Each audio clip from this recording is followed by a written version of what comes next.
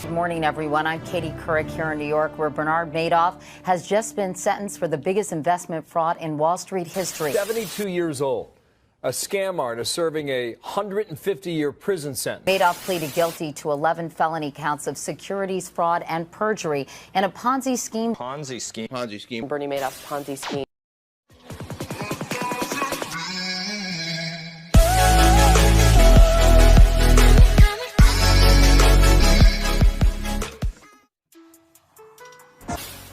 Selamat sore sahabat YouTubers.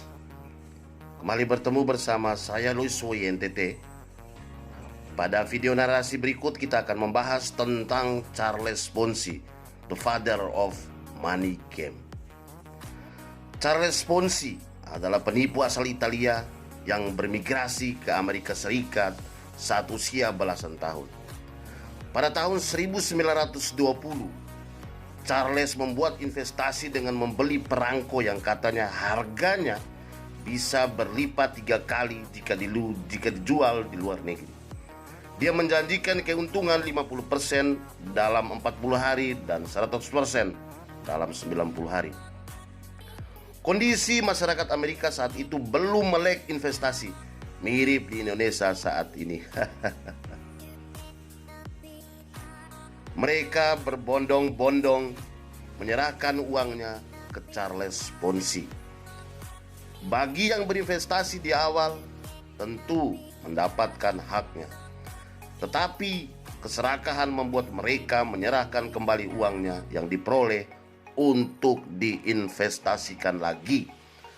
Kasus ini terbongkar karena ada keterlambatan pembayaran akibat tidak sesuai antara uang yang masuk dan uang yang dibayarkan. Ada kerugian 200 miliar yang saat itu merupakan uang yang sangat banyak sekali. Karena memang tidak ada proses investasi sama sekali. Yang terjadi adalah investasi lama dibayar dengan uang investor baru. Aneka skema Ponzi zaman now, investasi bodong, investasi agrobisnis, perjalanan umroh murah, konsep sistem piramid. Investasi bodong, kita membayar sejumlah uang yang katanya diinvestasikan. Kita dapat uang dari uang kita sendiri ditambah dari orang baru yang berinvestasi. Investasi agrobisnis, seolah-olah perusahaan bisa menjual komoditas dengan harga jauh di atas harga pasar. Ada pabrik pengemasan, asuransi luar negeri, kebun lengkap yang sebenarnya hanya kamuflase saja. Pemasaran bisa menggunakan jaringan atau sistem agensi. Sangat banyak skema Ponzi yang sampai sekarang beroperasi dan belum ditindak oleh pemerintah karena tidak ada laporan dari masyarakat yang dirugikan. Yang dilaporkan pun belum terselesaikan. Investasi bodong seperti Pomas, kita tahu tahun 90-an, dan Pandawa masih mendapat tempat di hati masyarakat. Mereka silau dengan iming-iming hasil besar, hasil cepat dan aman. Padahal kalau ada 3 kata itu dijadikan satu, hampir bisa dipastikan tipu-tipu alias hoax. Investasi agrobisnis juga masih menjadi favorit para pelaku money game. Dulu ada KSAR, Kurnia Subur Alam Raya. Saat awal reformasi, KSAR menawarkan investasi, menanam sayur, dan mereka sanggup menjual dengan harga mahal. Sekilo kubis yang saat itu harganya Rp1.000, KSAR berani membeli panen investor dengan harga Rp6.000. Fantastis. Memang ada tanaman sayur pabrik pengemasan, tetapi sebenarnya investor dibayar dari uang yang disetorkan investor berikutnya. Saat terbongkar diketahui kerugian nasabah senilai 5 ton emas. Cepatnya perputaran uang di KSAR yang sangat berisiko oleh pemain baru diantisipasi dengan perputaran uang yang lebih lama, yaitu investasi kayu, reksadana, saham, dan lain-lain. Kayu yang harganya murah oleh perusahaan dibeli dengan harga 5-6 kali lipat. Investor datang berbondong-bondong, apalagi ini dijalankan dengan member get member atau multi level recruitment MLR. Jangka waktu pembayaran 5 tahun cukup untuk mengumpulkan uang dari investor baru. Di bidang umroh, murah juga terjadi permainan money game seperti first travel menggunakan 4 kaki. Satu jemaah yang berangkat biayanya ditanggung oleh 4 jemaah yang mendaftarkan kemudian. Ada 14.000 jemaah yang berhasil berangkat dan ada 56.000. 4 kali 14.000 yang tidak bisa berangkat. Ini konyol. Ini konyol. Sebenarnya sangat mudah menandai model money game di umrah murah. Jika ada masa tunggu yang cukup lama, beberapa bulan sampai 1 tahun dari saat pembayaran, hampir pasti itu adalah money game. Money game. Umroh seharusnya tidak ada masa tunggu seperti haji. Adanya masa tunggu hanya menunjukkan bahwa uangnya memang belum ada. Menunggu ada calon jemaah baru tertipu. Sayangnya masyarakat tidak pernah peduli apakah dia merugikan orang lain atau tidak. Jika dia berangkat umroh dengan biaya hanya separuh atau setengah yang normal, seharusnya tahu bahwa ada yang membayari keberangkatannya seperti first travel dan yang lainnya. Adalah mereka yang hanya terima berangkat. Entah bagaimana hukumnya umroh dan seperti apa. Bisnis jaringan sistem piramida inilah yang sering kali dipakai menjadi acuan para ahli untuk menganalisa sebuah bisnis network yang asli. Padahal berbeda seperti bumi dan langit. Ini mirip cerita di desa nelayan di sebuah pulau terpencil yang tidak memiliki hewan berkaki 4. Semua orang hidup sebagai nelayan dan tahunya hanya iklan. Ketika mereka masuk Islam, diberitahu bahwa babi itu haram. Apa babi itu? Oh, babi itu berkaki 4. Biasanya warna hitam. Kadang ada yang hitam atau belang. Kalau ikan tidak punya telinga, apalagi punya kaki. Karena tahunya babi hanya dari cerita tanpa melihat bendanya, maka ketika ada pedagang datang ke pulau menawarkan kambing, sapi dan lain-lain, mereka menolak karena haram. Cirinya sama dengan babi. Berkaki 4 warnanya dan yang putih ada yang hitam. Anda mungkin tertawa, tetapi kalau Anda cukup mempelajari dunia networking, kemudian membaca, menganalisa mereka yang menyimpulkan bahwa MLM itu haram, akan tersenyum karena semua analisa itu menunjukkan ciri sebuah money game, sistem piramida atau multi level recruitment. Lalu apa yang salah dari itu semua? Mengapa skema Ponzi begitu langgang? Di video ini, saya akan menjelaskan bagaimana skema Ponzi bekerja, berapa banyak kerugian yang terjadi, serta kehancuran yang dapat ditimbulkannya bagi hidup kita. Saya juga akan menerangkan bagaimana cara kita mengenali skema Ponzi, dari yang terang benderang hingga yang dibalut oleh segala macam kamuflase yang mengaburkannya, dan mengapa kamu dan seluruh keturunanmu harus menghindari skema semacam ini untuk selama-lamanya. Mari kita mulai. Skema Ponzi adalah modus investasi bodong yang membayar keuntungan kepada para investor dari uang mereka sendiri atau uang yang dibayarkan oleh investor berikutnya. Daya tarik utama dari skema Ponzi terletak pada kemudahannya. Balutan bisnis-bisnis hebat dan make up para anggotanya yang mengaku sukses sembari memberikan iming-iming keuntungan yang jauh lebih tinggi dibandingkan investasi lainnya tanpa membutuhkan waktu yang lama. Dari Charles Ponzi hingga Bernie Madoff dan semua yang berada di antaranya atau sesudahnya, skema Ponzi selalu sukses memanfaatkan dua sisi paling lemah dari manusia, yaitu bodoh dan serakah. Dalam perjalanannya, skema Ponzi terus berevolusi menggunakan bungkus-bungkus yang baru, dari perusahaan investasi kacangan tempo dulu hingga aplikasi-aplikasi zaman now yang cetar membaheno.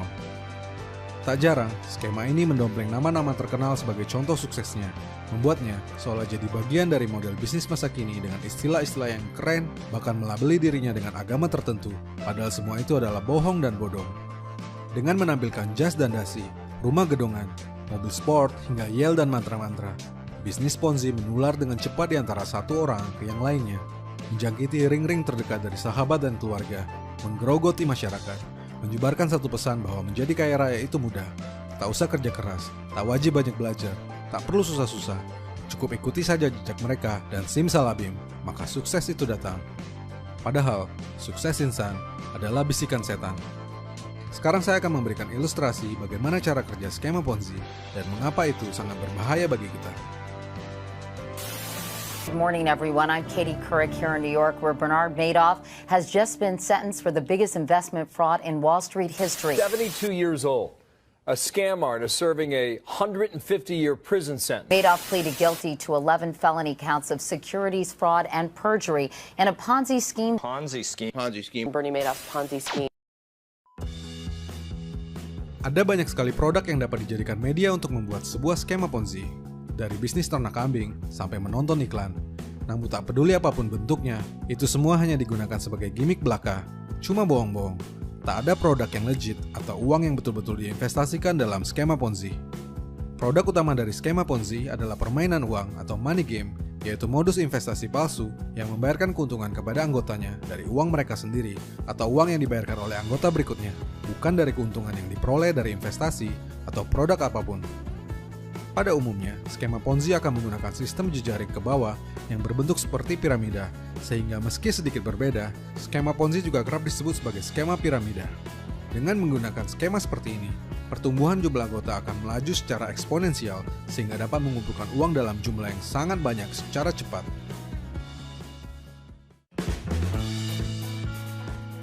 Setiap orang yang bergabung ke dalam bisnis harus membayar sejumlah uang, baik sebagai joining fee, investasi, maupun pembelian produk. Itu adalah yang paling sering dilakukan. Namun belakangan, tak sedikit skema Ponzi yang dibalut dalam program-program gratisan. Gratis di sini tentu hanya sebagai modus untuk menarik perhatian, sebab pada prinsipnya hanya mereka yang membayar yang bisa mendapatkan uang dengan cepat. Yang gratisan ya cuma lucu-lucu doang. Skema Ponzi menawarkan iming-iming keuntungan yang tak cuma besar, tetapi juga pasti dalam jangka waktu yang singkat. Ini adalah sebuah antitesis dari investasi betulan yang memberikan imbal hasil jauh lebih kecil dan tidak pasti, bisa untung, bisa rugi. Pada awalnya, sudah pasti semua orang yang bergabung akan mendapatkan bayaran seperti yang dijanjikan. Ini adalah kunci untuk membuat bisnis semakin berkembang, sebab orang yang telah mendapat dan mencicipi bayaran biasanya akan memutuskan untuk menambah investasinya demi mendapatkan hasil yang lebih besar lagi. Jika ingin menambah keuntungan atau passive income, setiap peserta disarankan untuk merekrut orang lain. Lalu orang yang direkrut akan merekrut orang lainnya, dan begitu seterusnya. Bukti pembayaran awal, event-event menggelegar, kemudahan mendapatkan uang, akan membuat promosi semakin berkembang dari mulut ke mulut, dari dompet ke dompet. Di tahap ini, semua akan untung, semua akan senang, semua berpesta pora. Sayangnya, tak perlu menunggu lama untuk membuat sebuah bisnis dengan skema Ponzi bertemu dengan gelembungnya yang sangat menyeramkan. Semakin cepat sebuah bisnis Ponzi berkembang, semakin gegas ia hancur lebur. Semua itu terjadi saat penambahan investasi baru dan member baru melamban atau stop sama sekali. Di mana kita tahu, uang dari para member lah satu-satunya sumber yang menghidupi bisnis ini. Sebab sekali lagi, investasi, produk, bisnis, semuanya itu cuma bohong belaka. Di sisi lain, para pemilik bisnis Ponzi selalu bersiap mengambil ancang-ancang saat dana yang terkumpul sudah sangat banyak dan merasa itulah waktunya untuk membawa kabur semuanya. Ini dinamakan sebagai scam. Maka istilah yang paling sering digunakan dalam skema Ponzi adalah money game, skema piramida, dan scam bisnis.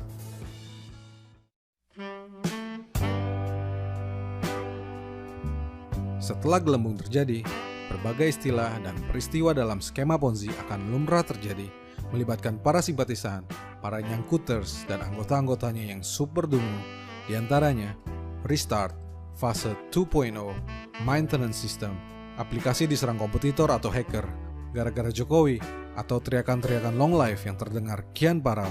Dan saking gilanya, tak jarang momen tersebut dimanfaatkan pula oleh pemilik bisnis Ponzi untuk merampok uang lebih banyak lagi dengan mensyaratkan penambahan dana hanya untuk mencairkan dana yang sudah dimasukkan sebelumnya, membuat para pesertanya seperti sudah jatuh, tertimpa tangga.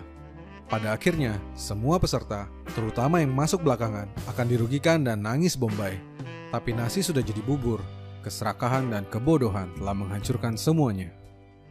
Dalam 10 tahun terakhir, tercatat hampir 100 triliun rupiah kerugian uang masyarakat yang timbul dari investasi bodong dan skema Ponzi di Indonesia.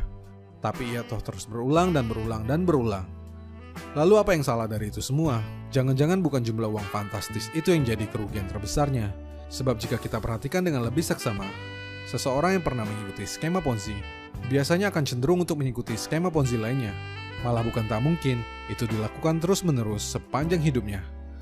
Ternyata, kerugian dan dampak buruk yang dapat diberikan oleh skema Ponzi jauh dari sekedar uang.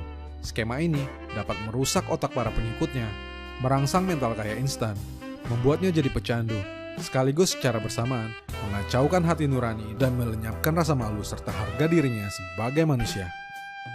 Tak sedikit dari para pecandu Ponzi yang sudah mengetahui bahwa bisnis yang sedang diikutinya adalah skema Ponzi, tapi tetap saja mereka mengikutinya hanya demi mendapatkan keuntungan instan dengan taktik masuk duluan supaya tak menjadi korban. Boro-boro berpikir jika uang yang mereka dapatkan akan berasal dari kerugian orang lain, mereka bahkan tak ragu untuk mengajak orang-orang terdekatnya. Jika bisnis scam, mereka lantas menghilang, lalu muncul kembali bulan depan, mempromosikan bisnis Ponzi yang lain, seolah tak pernah terjadi apa-apa. Tentu dengan yel-yel, slogan-slogan, dan iming-iming baru yang tak kalah menggiurkan. Kan kampret. Maka, sebelum Ponzi merusak otakmu, merampas harga dirimu, menghabiskan waktumu dengan percuma, membumi hanguskan rasa kemanusiaanmu, membuatmu jadi manusia yang serakah dan luar biasa kejam. Pesan saya, selalu hindari bisnis semacam ini dan jangan pernah untuk mencobanya. Sebab uang bisa dicari, tapi otak yang rusak, hati nurani yang hilang, akan sangat sulit untuk diperbaiki. So, berikut beberapa cara untuk mengenali skema Ponzi.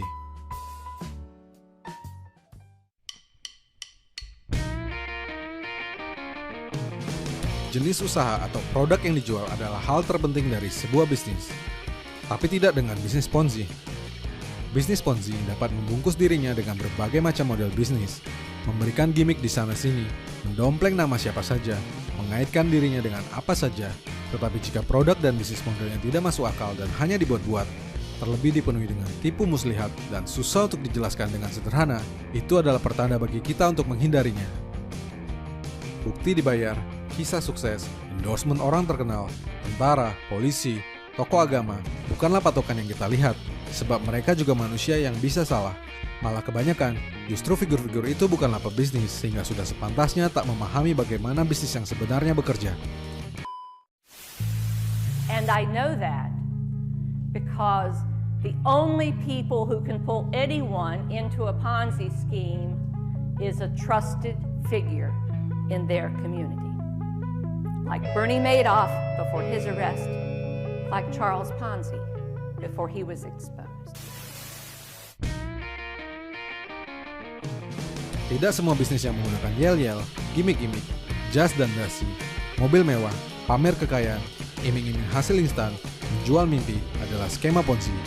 Tapi hampir seluruh bisnis Ponzi menggunakan itu semua dalam pemasarannya. Saya bisa mewujudkan Wildfire, mobil yang nyaman saya miliki. Saya bisa mewujudkan BMW yang sangat luar biasa. Saya bisa mewujudkan Mercedes-Benz.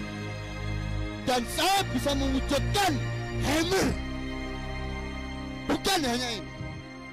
Dan baru 1 bulan ini saya bisa mewujudkan impian saya lagi. SLK Mercedes-Benz Open Cup. Ini luar biasa menurut saya. Tidak ada satu jenis investasi atau bisnis apapun di dunia ini yang dapat memberikan pengembalian pasti dengan hasil tinggi dalam waktu yang cepat. Hanya bisnis berskema Ponzi yang dapat melakukannya. Maka jika ada bisnis yang mudah dilakukan, tetapi memberikan hasil yang pasti, cepat, dan jauh melebihi yang lainnya, maka itu adalah pertanda bagi kita untuk menghindarinya. Selain itu, rekrutmen tak boleh jadi yang utama. Referral, afiliasi, program member get member, dan sejenisnya adalah hal yang biasa dalam sebuah bisnis dan skema investasi. Namun jika itu jadi yang utama, bahkan jadi sumber penghasilan atau malah persyaratan agar bisnis berjalan, maka patut diduga ada skema Ponzi yang bersarang di baliknya. Dan last but not least, selalu ingat-ingat ini, jika sesuatu terlalu indah dan terlalu mudah untuk betul, maka itu pasti tidak betul.